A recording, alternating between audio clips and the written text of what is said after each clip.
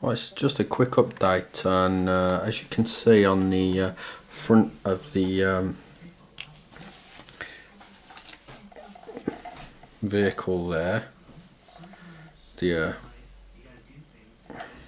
scoop. God, for some reason I can't think of the name for it off the top of my head.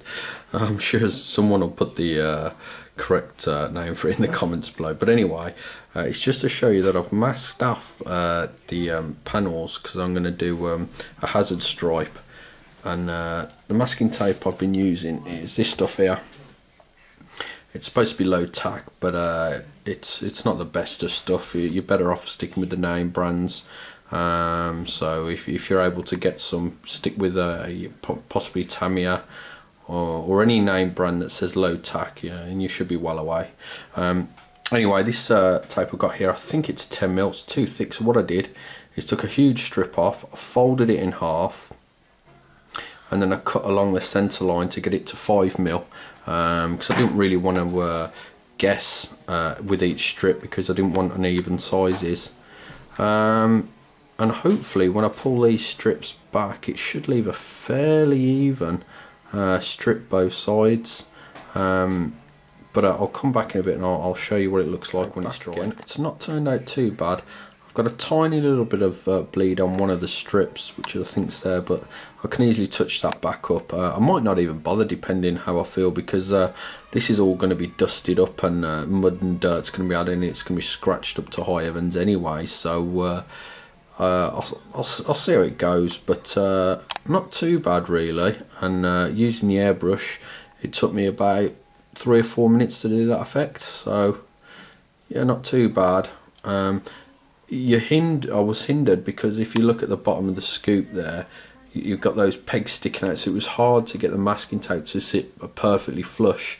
So that's where some of the bleed might have stemmed from, but not too bad.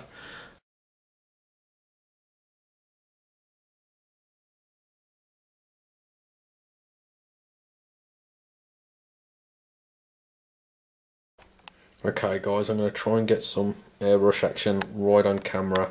Now this could be a little bit awkward, but I'm going to try my best. I've already hit it with some Beastie Brown down there, and I've just before that chipped it up, and as you can see here, the big chips look pretty naff, to be honest. I'm really not happy about that. I mean, the little chips I'm quite happy about, and how I've chipped along just the edge there, it's quite nice, but the big chips a bit pants. But anyway, let's go on to some weathering.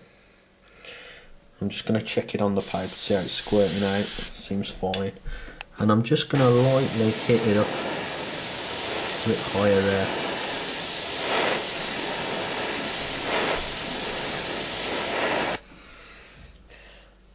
That'll do.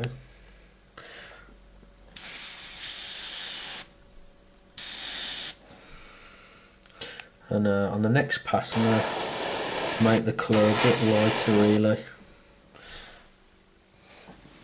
Okay, and as you can see, that's the result. It's knocked back those chips a little bit, which I'm quite happy about. And I'm probably going to do a bit of pigment work on the front there now, and maybe that'll hide a bit of the chips as well. But the actual effect of the, let's pick it up, shall we? The effect of the mud's really cool. I mean, the light's not showing it up, unfortunately, how nice of a blend it is. It's just, but yeah, it would have took me absolutely hours to try and get a nice even blend like that. But it looks, let's try and get it to pick it up.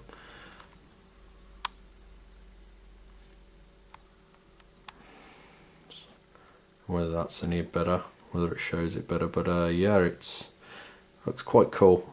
Okay, next update will probably be okay guys, as you can see in the palette there, I've got pigments. I've got carbon black smoke, been using what else have I been using, natural sienna and light sienna, and I've been just mixing them around with each other and playing about with what I think a muddy texture will look like, and I've been using satin varnish, so when it dries it's it should have a nice texture of, when it's thick you don't want it to be completely matte, because mud, if the mud was actually thick and caked on it, it wouldn't necessarily be really dry and dusty looking. It's the thin mud that'll look dry and dusty. So the thinner mud, if I can get it in there, it's just used matte. But when I started plastering it on, and you can see some of the thicker bits there, that's been used satin varnish. When that dries, that shouldn't rub off at all. I managed to cover up some of the big chips that I did, but all in all, looks pretty good. So yeah, that's about it. I don't think I'm going to add anything more to it, because it will just get to the stage where it becomes ridiculous, really. And there's a little big patch in the corner there that I might knock down a bit, but other than that, the front scoop is done.